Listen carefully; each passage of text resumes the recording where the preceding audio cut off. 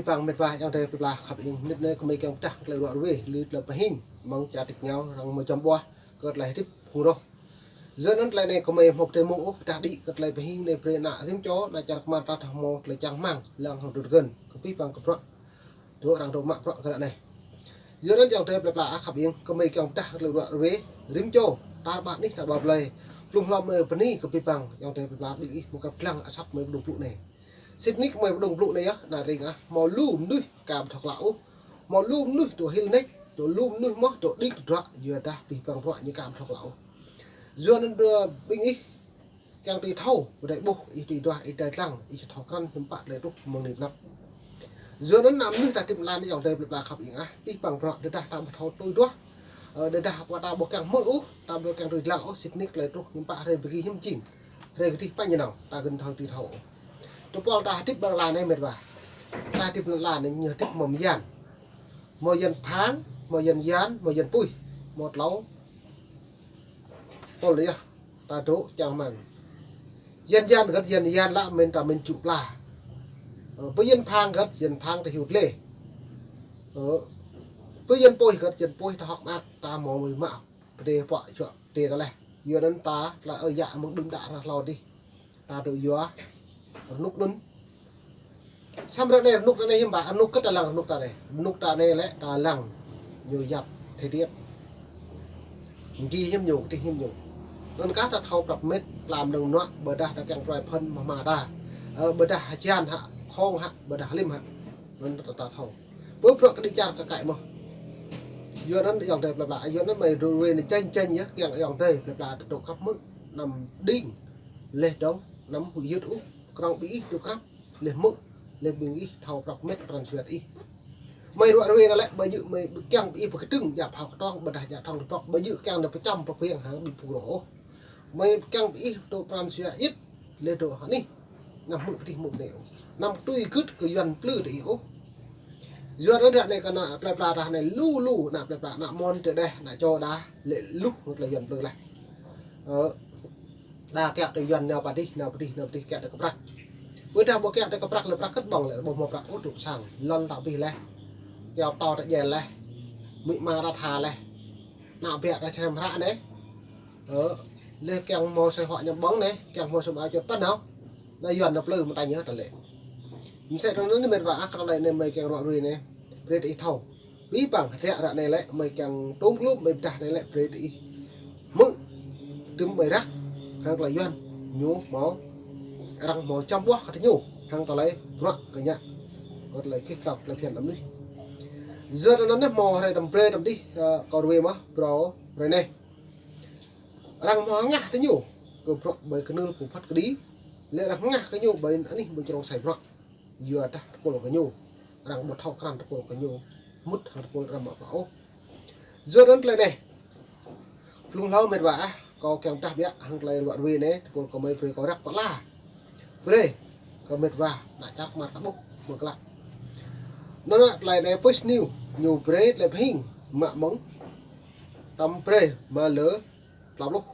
tầm đi này lại lỡ lào này đèn lúc đỏ giờ nó lại này nhiều trong sai rồi này lại nó có càng rắc cất lại dần bé về trong tề lại đã bốc lau càng rắc lại dần còn rắc lại trái ló hàng phải lấy rim chỗ nó pol giảm rõ như là màu anh đi và pol chả mỹ một cái trứng hàng rõ vừa hàng lại cái cào lại phiền cái chả mỹ giờ nó càng nó trồng nhưng nước chua cái chả Hà Nội chẳng lý thị hàng lại mạ rõ hàng lại un tu có về máu nạp lon ba lên trong mạ hàng lại cái cào lại phiền làm núi giờ nó tạo bột lại này mệt vả giờ cái tơ làm chút chua ra càng nhiều mút độ hàng lại phiền giờ khất lại lúc nào Hà Nội này nhiều tổ nhiều men là nhiều độ ngã rồi này rồi kỳ được hàng nào như tôi nhớ như mình sao như bật thâu ta tươm như nào tươm như mạ rác tươm như bon krong tươm như cái két rằng lại chỉ ở đằng chị là bây giờ mình sẽ nó mệt và khất lại này nó đợt lại này có càng đặc biệt là dân là chôn bé lên trong là chôn không tay trái với mệt và thâu lệ thứ như thế trong những năm gần đây tại Hoa Kỳ có nhiều hoạt động tập trung vào việc như là tác động đến chính giới Mỹ nhằm cái áp lực để chính quyền Hà Nội thay đổi chính sách về dân chủ, nhân quyền, đặc biệt quyền của người dân Tây Nguyên Việt Nam. Hôm nay ngày mùng 3 tháng 7 năm 1974 lâu thế này rút ra đây là càng như thực hiện cái bộ luật này rim chỗ còn nước thì là dân tộc Việt Nam càng nhập lịch luật này nó như lệ mạ đây đây từ ngày 16 tháng 7 2014 tại thủ đô Washington DC diễn ra ngày Việt Nam hợp tác nhân quyền tự do tại Việt Nam. Giữa ấn lại này đã bao gồm mệt vả ta mình lại nạp lại là nhố thầu bị bỏng lu lu xăm nhâm bạ nhố nhẹ tôi không một lập hiện được trúc ra này là một chấm bó rằng một lệ tới nhô thì anh bị cướp cướp lập hiện này nó như lệ Việt Nam hôm nay thủ đô Washington DC diễn ra ngày tổng thống chấp nhận Việt Nam được vào hội nghị thượng đỉnh Hoa Kỳ. Sau đó Việt Nam đã ký kết hàng năm định kỳ về luật cái nhân quyền trong nước Việt Nam. Lê Tưng trong gần đây như giàu vận động về tự do và dân chủ cho Việt Nam, việc Trung Quốc đưa giàn khoan vào thêm lục địa của Việt Nam. Giờ nó như rằng càng nhiều mút của tập này cả rằng thọ du của nó của Trung Quốc mà nó bởi ní giờ xí lệ đồng pia néo dần pia dần khoan ta lệ là đồ rip dầu này rồi rip dọc tôi rồi giờ rằng càng nhiều lịch nó các là tùy du cái nhố lệ cùng cốp hàng bộ linh hán bật ra ta lại phao cái to bật ra càng làm chạc nó quay cái như này xăm nhiều nghe tôi mà sẽ đần nhiều một nghe tôi cho nó nổ dòng này giữa đó lại này á lệch lần này lần chặt Việt Nam tọ mờ đây đây nhiều mờ cũng có nhập đoạn nhé rằng lệ cơ nhiều nhé con độc này chìm lòng bla lư cầm luôn chặt quản đuôi chẳng bóng ngàn đuôi chẳng đại rú đuôi bố càng cơ nhiều bố mút cực lệch hèn rồi nay nhà đã ô nhiều hăng ngạc cực lệch hèn cái đội vô tôn giáo cái nhân quyền này lại pro đây không đặt suy ví dụ pro này suy lại ít thầu nút lau thì ta thao mà từ nút ta này ta thao mà nhiều ngạc lại theo cái nắm nuôi này bạn một thùng trâu bò rằng lệ nhố tại hầm nuôi cầm tiền cái nạp lại lá để chơi bê ta nhiều ngạc nhiều một tại ôi lệ từng rằng lệ nhiều sĩ bằng lần là là Tây Nguyên lệ nhiều căn sĩ mà nhiều thuê đứt như đấy như bàn giao đứt nhiều là cả bùm hồ sĩ đứt út như đấy như lệ nhiều thuê đứt chứ xong được trâu của bố hiệp bạn nạp lập lại như 2016 2014 đấy hiệp bạn nạp lập lại như bồi rung rằng lên trong đoạn thì đoạn đấy nạp lập lại rung rằng dùa cỡ như thuê làm lần chín năm lần đấy bồi 2014 lần màu rung rằng trong rừng cứ ta đấy hiệp bạn ta tôi đã bồi như làng ta hiệp bạn như làng ta dùa nó như thế bí bằng cật lại đây hắn lại hết phùng đó cái nhiều ngẹ kẹt trì ta mạ mong lợp lúc 5 lần chút thôn to báu tôm lo xa này ta bù nạp lại là ta bóc ca được lên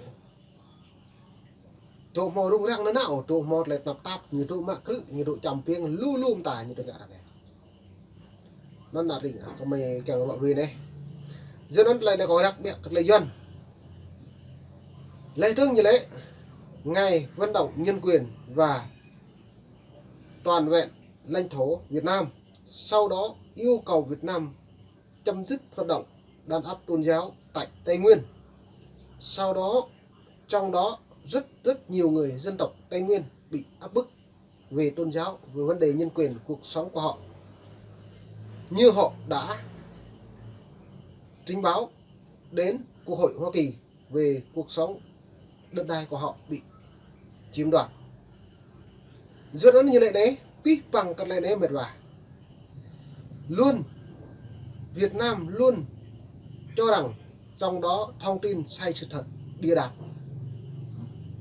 bôi nhọ gọi chính quyền Việt Nam nên như vậy nhiều ngã cất lại này như vậy bộ mộ sao mà đang lên nó mất cái vụ đó. Hoa Kỳ đã xem xét trong đó video và những người làm chứng cho Việt Nam,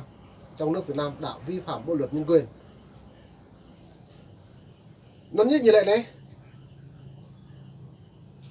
Nguyễn Thái Bình đã kháng cự về lời nói không đúng sự thật. Nên đâu như đồ ngang nào như cam mà thông mới lúc là so như vậy. Nên tại lần này có pi bằng cắt lại tiếp nộp na cùng đó lê tướng bull của nhiều mợ như một thóc khắp cả nạp là mợ mông này nhiều số lệ lúc số pri cái nạp là cái nhiều product nó mày càng rắc bẹ ở chỉ lên lo mình chưa đấy rồi dòng từ là đã buộc đang đó ngạc cái nhiều một triệu